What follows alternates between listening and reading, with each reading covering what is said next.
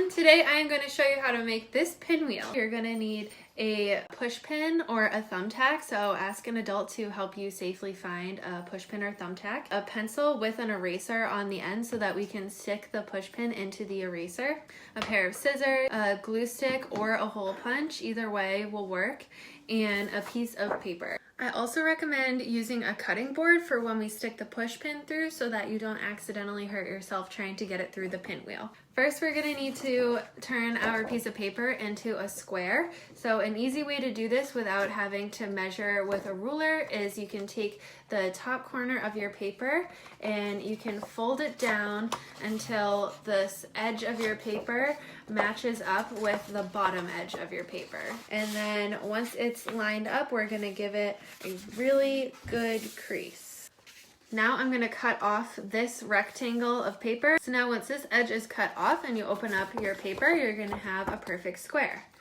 So we've already got our paper folded in half diagonally in one direction. So now we're going to open it up and we're going to fold it corner to corner in half diagonally in the other direction. Now you can open up your square and you'll have an X in the middle. Now we need to cut a line down each of these creases towards the middle, but we're not going to cut all the way down to the very middle because if we do that, then our pinwheel will fall apart. So I'm going to cut down until I'm about an inch away from the center. And I'm going to stop just about there. A pinwheel might remind you of a windmill or a wind turbine, which are those really tall structures that spin when it gets windy outside.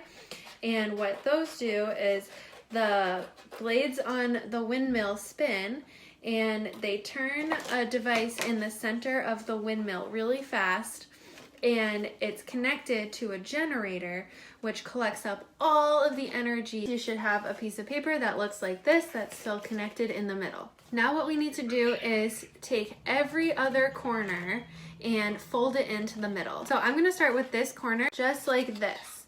And then I have an option. If you have a hole punch, you could hole punch this corner that we're about to fold down, and you could hole punch the center of your paper. Or you can take your glue stick, which I'm going to do, and I'm going to glue the corner down, and every time I glue it down, I'm going to hold it in place for a few seconds to make sure that the glue sticks. So starting with this corner up here, I'm going to fold it to the middle, put a little bit of glue down. Then I'm going to skip this corner. I don't want to fold down two corners on the same triangle shape. I'm going to skip this corner and I'm going to do the next corner.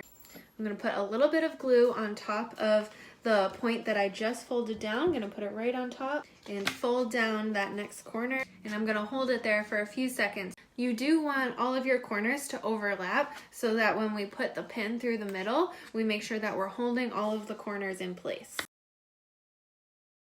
For the next part, you might need a grown-up's help, so make sure that you ask an adult to help you with the push pin part so that you don't get hurt.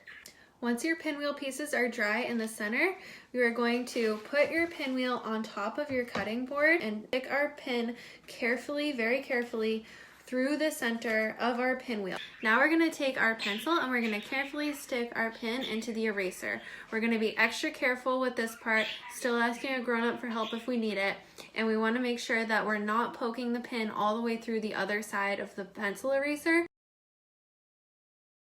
And now you have your own pinwheel. Experiment with this. Try with different papers that maybe are more or less thick and see how those spin. You can test different spots in your yard to see where the wind is the best and see what angle you hold it at works the best. Have fun with your pinwheel.